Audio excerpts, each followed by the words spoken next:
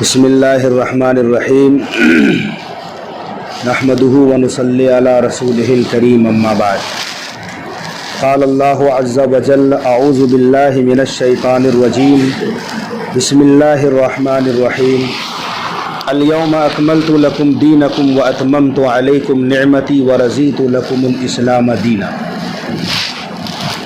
صدق اللہ العظیم۔ درود شریف پڑھا۔ اللہم صلی علی محمد وعلی آل محمد کما صلیت علی ابراہیم وعلی آل ابراہیم انکا حمید مجید۔ اللہم بارک علی محمد وعلی آل محمد کما بارکت علی ابراہیم وعلی آل ابراہیم انکا حمید مجید۔ شاعر مشرق علامہ اقبال کہتے ہیں کہ کی محمد سے وفا تو نے تو ہم تیرے ہیں، کی محمد سے وفا تو نے تو ہم تیرے ہیں، یہ جہاں چیز ہے کیا لوح و قلم تیرے ہیں۔ عزیز ساتھیو، جس طرف بھی نگاہ دوڑائیے مسلمانوں کا ٹھاٹھے مارتا سمندر نظر آتا ہے۔ دنیا کا کوئی ملک، کوئی شہر، قصبہ، گاؤں یا بستی ایسی نہیں جہاں اللہ کا نام لینے والا موجود نہ ہو، جہاں اللہ کا دین نہ پہنچا ہو۔ ہر علاقے میں مسلمان ہیں۔ اس حقیقت کے اعتراف کے ساتھ بار بار ذہن میں یہ سوال اٹھتا ہے کہ آخر دنیا کے ہر ملک کا شہر، گاؤں، قصبے، بستی میں جو کلمہ گو مسلمان ہے، یہاں تک دین پہنچا ہے، اس کے پیچھے کیا وجہ ہے؟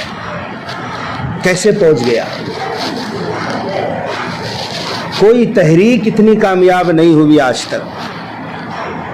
یہ اللہ کا دین اور کلمہ گو مسلمان دنیا کے ہر کونے میں کیسے پائے جاتے ہیں؟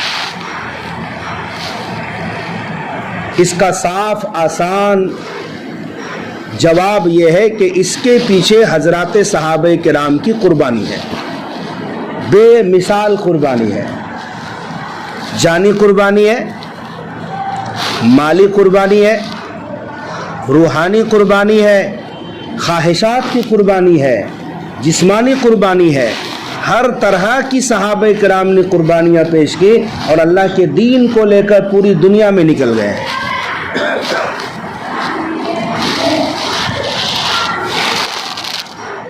اللہ کے نبی کے اوپر اللہ نے دین کو مکمل کر دیا اور قرآن شریف میں اعلان فرما دیا الیوم اکملت لکم دینکم۔ عرفات کے میدان میں حجۃ الوداع کے موقع پر یہ آیت کریمہ نازل ہوئی، اے حبیب آج کے دن میں نے تم پر تمہارے دین مکمل کر دیا۔ لیکن نبی کے مکمل دین کو پوری دنیا میں پھیلانے کے لیے اہم رول جن حضرات نے ادا کیا ہے، ان حضرات کا نام صحابہ کرام رضوان اللہ تعالی علیہم اجمعین۔ مال لگانے کی باری آئی، آقا نے اعلان فرمایا، سیدنا عمر فاروق رضی اللہ تعالی عنہ نے سوچا آج میرے پاس وسائل ہے، میں آج ابو بکر سے آگے بڑھ جاؤں گا۔ گھر کا نصف مال، آدھا مال لے کر نبی کی خدمت میں آ گئے۔ پوچھا گھر میں کیا چھوڑے؟ کہا گھر میں آدھا چھوڑ کے آیا ہوں، آدھا لے کر آیا ہوں۔ سیدنا ابو بکر رضی اللہ تعالیٰ عنہ اس حال میں آئے ہیں کہ گھر کا سارا مال لے کر آ گئے۔ کہا کہ گھر میں کیا چھوڑے ہو؟ کہا گھر میں اللہ اور اللہ کے رسول کا نام کافی ہے، سب کچھ چھوڑ آیا ہوں۔ حضرت عمر فاروق نے وہیں پر وہ تاریخی جملہ کہا تھا کہ میں کسی بھی موقع پر ابو بکر سے آگے نہیں بڑھ سکتا۔ ابن عساکر نے روایت کیا ہے کہ ابو بکر صدیق اس حالت میں آئے تھے کہ آپ نے جو قبا پہنا ہوا تھا، جو کپڑا، تو بجائے بٹن کے کپڑے کو ٹاکنے کے لیے بٹن کا استعمال نہیں تھا، بلکہ کانٹے لگائے تھے، درختوں کے کانٹوں سے بٹن کا کام لیا تھا، ٹاٹ کا لباس پہنے تھے۔ اتنے میں جبریل امین تشریف لائے اور اللہ کے نبی سے پوچھا کہ ابو بکر کو آج کیا ہو گیا، اس حالت میں ہے؟ اللہ کے نبی نے فرمایا ابو بکر نے دین کی ترقی کے لیے اپنا سب کچھ قربان کر دیا ہے اور بجائے کرتے کے ٹانٹ کا لباس پہنا اور کانٹے لگائے ہیں درختوں کے۔ تو جبریل امین نے کہا کہ ابو بکر کو کہیے نا کہ اللہ آپ کو سلام پیش کر رہا ہے۔ سبحان اللہ، نبی کے امتی پر اللہ کا سلام آ رہا ہے۔ کہیے ابو بکر سے کہ اللہ سلام پیش کر رہا ہے، اور یہ بھی پوچھئے کہ کیا اس غریبی میں ابو بکر اپنے رب سے راضی ہے یا نہیں راضی ہے۔ ابو بکر نے بلا جھجک کہا کہ میں اپنے رب سے کیسے ناراض ہو سکتا ہوں، میں اپنے رب سے ہر حال میں راضی ہوں۔ یہ مالی قربانی پیش کی ہے۔ جیش اسرا کی تشکیل کر رہے تھے، نبی کریم صلی اللہ علیہ وسلم ایک مارکے میں بھیج رہے تھے صحابہ کو، بڑی تنگی کا زمانہ تھا۔ کہا کہ کون کیا دیتا ہے؟ حضرت عثمان غنی کھڑے ہو گئے، یا رسول اللہ 100 اونٹ مع ساز و سامان کے اللہ کی راہ میں دیتا ہوں۔ آقا نے قبول فرمایا۔ کہا اس سے زیادہ کون دیتا ہے؟ پھر دوبارہ عثمان غنی رضی اللہ عنہ کھڑے ہو گئے، یا رسول اللہ میں 200 اونٹ مع ساز و سامان کے دیتا ہوں، اونٹ بھی اور اونٹ کے اوپر مکمل سامان بھی۔ اللہ کے نبی نے قبول فرمایا۔ پھر پوچھا کہ اور کون دیتا ہے؟ تیسری بار حضرت عثمان غنی پھر کھڑے ہوئے، یا رسول اللہ اب میں 300 اونٹ مع ساز و سامان کے دیتا ہوں۔ کیا جذبہ تھا! 300 اونٹ! عرب میں اونٹ سب سے زیادہ اس زمانے میں قیمتی دولت اور سامان سمجھا جاتا تھا۔ 300 اونٹ اللہ کی راہ میں دے رہے ہیں، وہ بھی ساز و سامان کے۔ اور 1000 دینار حضرت عثمان غنی نے جب پیش کیا نا اس موقع پر، تو اللہ کے نبی ان دینار کو اپنے ہاتھوں میں الٹ پلٹ کر رہے تھے خوشی کے مارے، اور یہ کہہ رہے تھے کہ عثمان اب تم جو چاہو عمل کرو، تمہیں کچھ بھی نقصان نہیں پہنچے گا، کوئی ضرر نقصان نہیں پہنچائے۔ یہ مالی قربانی صحابہ کرام نے پیش کی، زبردست قربانی لگا دیا صحابہ کرام نے۔ تبھی تو اللہ تبارک و تعالیٰ نے آخرت میں تو جو دینا ہے وہ تو دیں گے ہی، صحابہ کرام کو اللہ تعالیٰ نے بے حساب دنیا ہی میں دے دیا ہے، بے حساب دیا ہے۔ سچ میں جو اللہ کی راہ میں خرچ کرتا ہے، اللہ کی راہ میں جو اپنا مال لگاتا ہے، اپنی حیثیت کے مطابق لگاتا ہے، تو اللہ تبارک و تعالیٰ اس کے مال کو قبول فرماتا ہے، رائے گا اور ضائع نہیں ہونے دیتا ہے۔ مسلم شریف کی روایت ہے، پچھلے زمانے میں ایک آدمی جنگل میں وادی میں جا رہا تھا کہ اچانک اس شخص نے بادلوں سے ایک آواز سنی۔ بادل سے ایک آواز آئی کہ فلاں شخص کے باغ کو سیراب کر دو۔ یہ شخص بڑا حیران ہوا، مسلم شریف کا سچا واقعہ ہے۔ چنانچہ وہ بادل کا پیچھا کرنے لگا۔ ایک چٹیل میدان پر بارش ہوئی، بے تحاشا برسات ہوئی، اور وہ پانی چٹیل میدان سے نشیبی علاقے کی طرف آنے لگا۔ یہ شخص بھی اسی پانی کے پیچھے پیچھے کہ دیکھوں آخر ماجرا کیا ہے۔ آگے دور میں دیکھا کہ جدھر پانی جا رہا تھا، ایک شخص کدال اور پھاوڑے کے ذریعے سے پانی کے رخ کو اپنے کھیت اور باغ کی طرف موڑ رہا تھا۔ اس شخص نے بادل میں اس آدمی کا نام سنا تھا، تو وہ قریب گیا، کہا بھائی آپ کا کیا نام ہے؟ اس کسان نے اپنا نام بتایا، کہا میں نے بادلوں سے آپ کا نام سنا ہے کہ فلاں شخص کے باغیچے کو سیراب کر دو، بھائی تیرا کیا عمل ہے؟ کہا میرا کیا عمل رہے گا، میں تو گنہگار بندہ ہوں، میرا عمل یہ ہے کہ اس باغ سے جو مال حاصل ہوتا ہے، جو پیداوار ہوتی ہے، 3 حصے کرتا ہوں۔ ایک حصہ تو اپنے بال بچوں کی ضرورت میں خرچ کرتا ہوں، اور ایک حصہ اللہ کی راہ میں خرچ کرتا ہوں، اور ایک حصہ اسی باغ میں پھر دوبارہ خرچ کرتا ہوں۔ جو اللہ کی راہ میں دیتا ہے اللہ کبھی ضائع نہیں کرتا۔ صحابہ کرام نے جانی قربانی پیش کی۔ کس طریقے سے جسمانی قربانی صحابہ نے پیش کی۔ حضرت بلال رضی اللہ عنہ، ہوش سنبھالا حضرت بلال نے تو اپنے آپ کو غلام پایا۔ اللہ اکبر۔ ان کا آقا امیہ ابن خلف سخت دشمن اسلام تھا. حضرت بلال 22 سال تک امیہ ابن خلف کے یہاں رہے. 22 سال تک. جب اسلام کی دعوت حضرت بلال حبشی کے کانوں میں پڑی نا، فوراً لبیک کہا، چونکہ اللہ کے نبی کو پہلے سے جانتے تھے. حضرت بلال ان 7 خوش نصیب لوگوں میں سے ہیں. ان 7 خوش نصیب لوگوں میں حضرت بلال کا نام آتا ہے جنہوں نے سب سے پہلے اسلام قبول کیا. لیکن اس کی پاداش میں حضرت بلال رضی اللہ تعالیٰ عنہ کے مالک امیہ ابن خلف کو جب پتہ چلا کہ میرا غلام محمد کا کلمہ پڑھتا ہے، پہلے سمجھایا نہیں مانا، ڈانٹ ڈپٹ کی، ظلم کیا، تو بلال حبشی نے کہا دیکھیے میں آپ کا غلام ہوں، آپ کا زور میرے جسم پر چل سکتا ہے لیکن آپ کا زور میرے دل پر نہیں چل سکتا. میرے دل پر صرف اللہ اور اللہ کے رسول کا زور چل سکتا ہے. امیہ ابن خلف ناراض ہو گیا. مکہ مکرمہ میں سب سے زیادہ تپتی ریت والی جو زمین ہے وہ حرہ کا علاقہ ہے.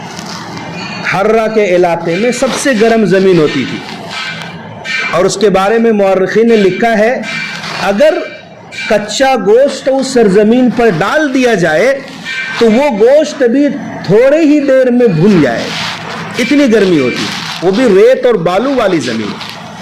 حضرت بلال رضی اللہ عنہ کو اسی تپتی ہوئی ریت میں دوپہر کے وقت امیہ ابن خلف لٹا دیتا اور اوپر سے بڑا پتھر رکھ دیتا تاکہ حرکت نہ کر سکے، اور کہتا یا تو محمد کا دامن چھوڑ دو، کلمے سے باز آ جاؤ اور لات و عزا کے پجاری بن جاؤ، یا اسی طرح تم تڑپ تڑپ کر مر جاؤ. حضرت بلال تھے، وہ کہتے تھے احد احد احد احد، اللہ ایک ہے اللہ ایک ہے. کلمے کا ورد کرتے تھے، کہتے تھے میں لات اور عزا کے پجاری کبھی نہیں بن سکتا چاہے میری جان چلی جائے. جسمانی قربانی صحابہ کرام نے پیش کی. امیہ ابن خلف نے سوچا کہ اس طرح باز نہیں آئے گا، لڑکوں کے حوالے کر دیتے حضرت بلال کو. لڑکے حضرت بلال کے گلے میں زنجیر باندھ کر، رسی باندھ کر مکے کی گلیوں میں پھراتے تھے اور مکے کی گلیوں میں گھسیٹتے تھے. اس وقت چونکہ پورا مکہ کفر و شرک میں تھا، کوئی بچانے والا نہ تھا، لیکن یہ تنہا بلال رضی اللہ تعالیٰ عنہ مصیبتیں جھیلتے تھے. آخر باز آ گئے وہ لوگ، ظلم کی انتہا کر دی، بلال کو اپنے دین کی طرح واپس نہیں لا پائے. ایک دن حضرت بلال رضی اللہ عنہ اسی طرح مار کھا رہے تھے کہ ابو بکر صدیق رضی اللہ عنہ کا گزر ہوا، دیکھا، رحم آیا تو خرید کر آزاد فرمایا.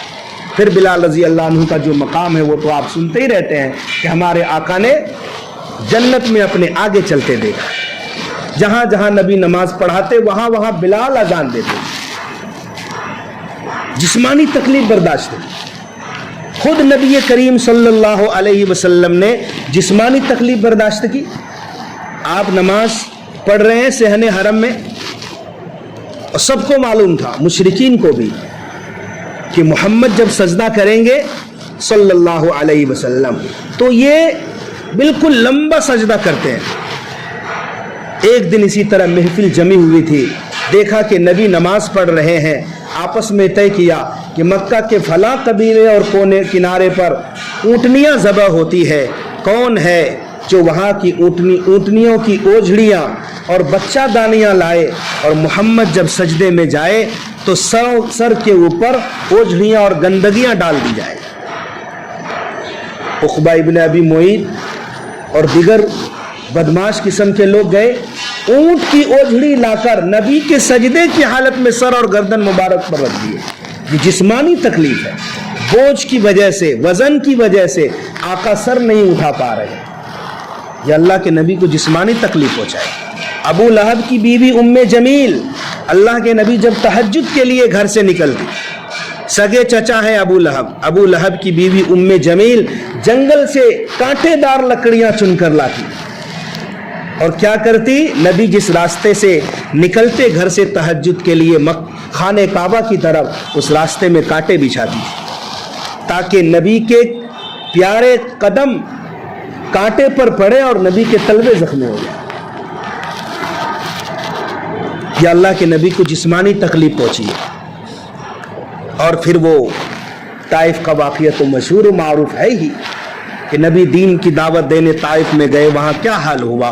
پتھروں کی بارش ہوئی، آپ کے جسم مبارک خون سے لہو لہان ہو گئے، جوتیاں مبارک دونوں خون سے بھر گئے، آپ بے ہوش ہو جاتے تھے، آپ گر جاتے، بیٹھ جاتے تھے۔ یہ جسمانی تکلیف، یہ بالکل آسانی کے ساتھ دین نہیں پھیلا ہے۔ آج جو ہم مسلمان در مسلمان، یہ وراثت میں ہم مسلمان کلمہ گو ہیں، یہ اتنا سستا سودا نہیں ہوا ہے۔ اس کے پیچھے زبردست قربانیاں دی گئی ہے اور زبردست صحابہ کرام نے اپنے آپ کو پیش کیا، یہاں تک کہ آقا علیہ الصلاۃ والسلام کے جانثاروں نے جانی قربانی بھی پیش کر دی، جان دے دی۔ کس طریقے سے حضرت سمیہ نے اپنے آپ کو قربان کر دیا، ابو جہل نے برچا مارا، حضرت سمیہ رضی اللہ تعالی عنہا بر وقت شہید ہو گئی۔ اسی طرح متعدد صحابہ کرام ہیں جنہوں نے اپنی جان دے دی اللہ کے دین کی خاطر۔ پھر کہا جاتا ہے، مشہور قول ہے کہ بدن پر بدنی قربانی سے زیادہ انسان کو روحانی قربانی زیادہ معنی رکھتا ہے۔ دماغی جو ٹینشن ہوتا ہے، روحانی طور پر جو تکلیف ہوتی ہے، وہ جسمانی تکلیف سے بڑھ کر ہوتی ہے۔ یہ اہل شعور، اہل عقل کے درمیان یہ بات بہت مشہور ہے، وہ لوگ اس حقیقت کو جانتے ہیں۔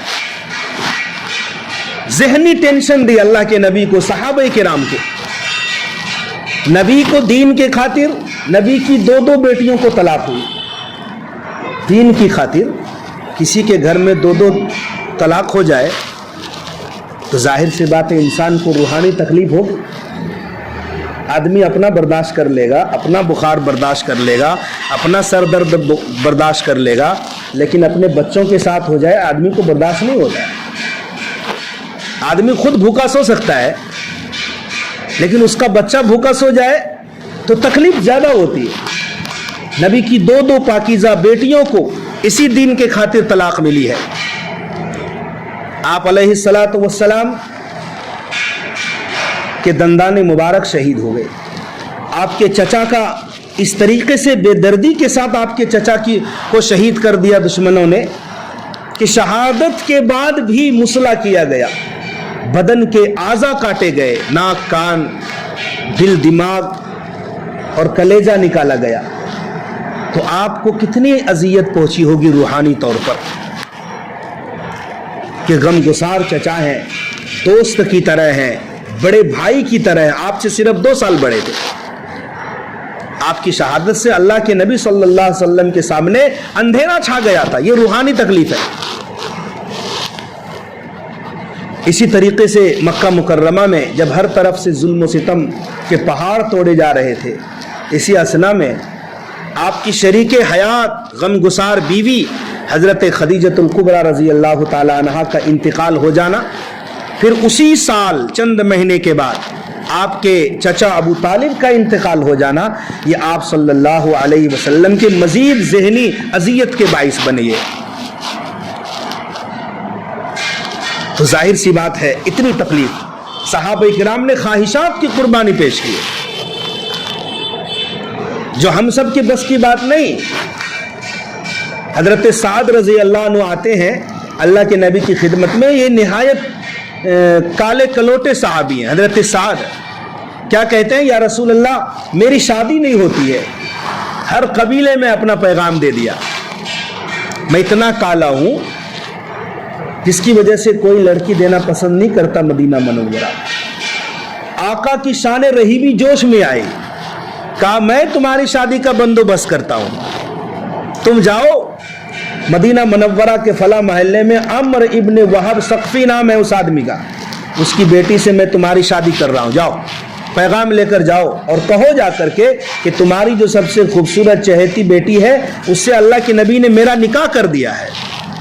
یہ خوشی میں مچلتے ہوئے جا رہے ہیں، جا کر پیغام دیا۔ وہ عمر ابن وہب ثقفی جو تھے وہ نئے مسلمان ہوئے تھے، نئے صحابی بنے تھے۔ پیغام دیا، باپ نے فوراً ٹھکرا دیا کہ میری دختر نہایت ہی خوبصورت، نیک، فتین، ذہین ہے، میں اس بدصورت کو اپنی بیٹی کا رشتہ نہیں دے سکتا، واپس کر دیا۔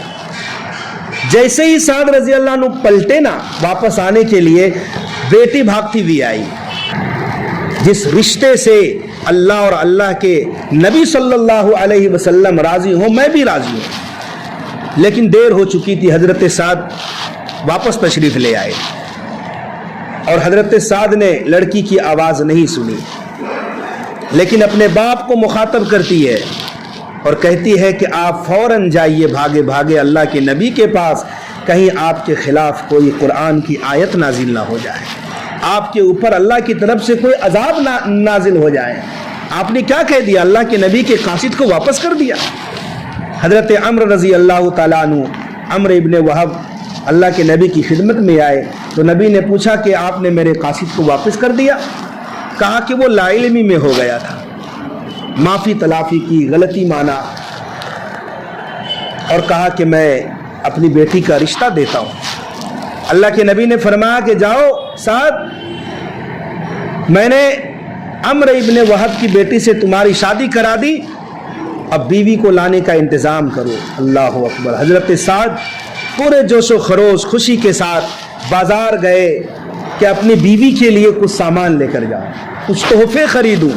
نئی نئی شادی ہوئی ہے کہ اسی بازار میں آواز آتی ہے کہ مسلمانوں جہاد کے لیے چلو، اللہ نے جہاد کے لیے بلایا ہے۔ آواز آئی کان میں، اور تو اسی پیسے سے، جس پیسے سے تحفے خریدنے گئے تھے، جہاد کے لیے سامان خریدا، گھوڑا، تلوار، نیزہ، زرہ، یہی سب خریدا، اور جنگ میں گئے اور لڑتے لڑتے شہید ہو گئے۔ اللہ کے نبی نے حضرت سعد کو پہچانا تو فرمایا چونکہ سعد کی شادی میں نے کرا دی تھی، اس لیے سعد کا گھوڑا اور جنگی سامان سعد کی بیوی کے پاس پہنچا دو، اور کہہ دینا اس لڑکی کے باپ سے کہ اللہ نے تمہاری لڑکی سے زیادہ خوبصورت حور سے جنت میں سعد کی شادی کرائی۔ یہ جذبات کی قربانی، باپ نہیں چاہتا تھا کہ اپنی بیٹی کی شادی سعد سے کروں، بیٹی نہیں چاہتی تھی، لیکن خواہشات کی قربانی پیش کی کہ اللہ اور اللہ کے رسول نے جو طے کر دیا اس پر ہم کو راضی رہنا ہے۔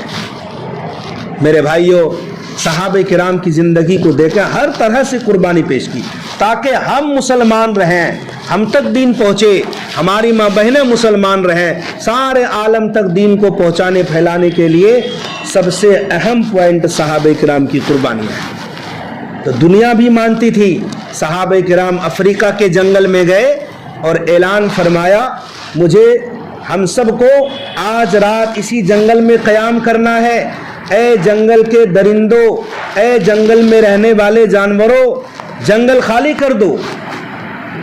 عقبہ ابن نافع کی جماعت گئی تھی، اس جماعت میں صحابہ کرام بھی موجود تھے۔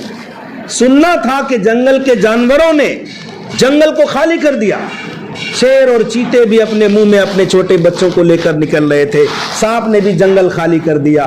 یہ للکار تھی کہ آپ کی حکومت جنگل کے جانوروں تک چلتی تھی۔ صحابہ کرام نے ایسی زبردست قربانی دی۔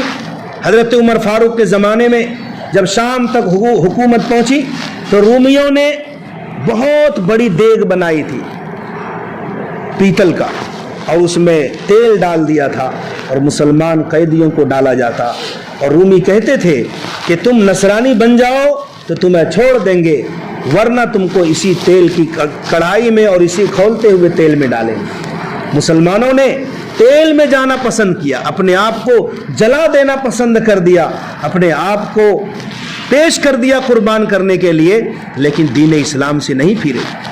مسلمانوں، یہ ہمارے اکابر صحابہ کرام کی قربانی کا ثمرہ ہے۔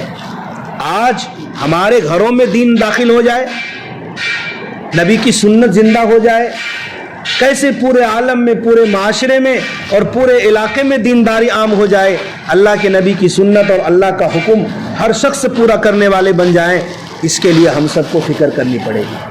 صحابہ والی قربانی ہم نہیں مانگتے ہیں، وہ تو دے ہی نہیں سکتی ساری دنیا، ایک رسمی طور پر قربانی مانگتے ہیں، جان مال وقت کی قربانی، زندگی کی پہلی فرصت میں دین سیکھنے کے لیے اور سارے عالم تک دین پہنچ جائے، اس فکر کو لے کر 4 مہینے کے لیے نام پیش کرو۔ होती है। अल्लाह कबूल फरमाए। और बताओ भाई, लिखो भाई, अल्लाह कबूल फरमाए। रिजवान भाई माशाअल्लाह, अल्लाह कबूल फरमाए, अल्लाह आसान फरमाए। हाफिज शुएब साहब, अजमल भाई,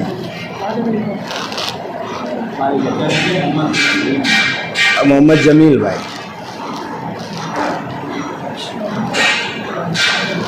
अल्लाह ताला निकलना आसान फरमाए। फुरकान, 4 महीने के लिए जनवरी से। बताओ भाई, लिखे ना।